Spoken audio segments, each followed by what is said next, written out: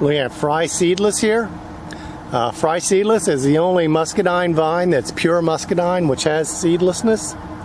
It's parthenocarpic seedless, and that means it never sets a seed. There's no seed trace of any kind within it. That's compared to like razzmatazz and oh my, which were released recently. Those are stenospermocarpic seedless, and they have the seedlessness gene from Vitis vinifera.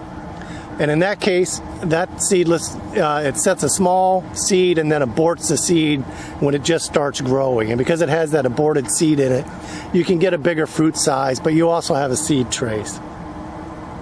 The problem with the parthenocarpic seedlessness is you almost always have very tiny berries, as you can see here. That's typical size for a Fry Seedless. The other problem with this cultivar is there just aren't many of the berries. You can see this is a very large vine, and you look in there and you can find just a few berries as you go along. It just seems to randomly set clusters at various locations. But we've had this vine for probably 15 years, and I don't think we've ever picked more than maybe a quart at most off the entire vine.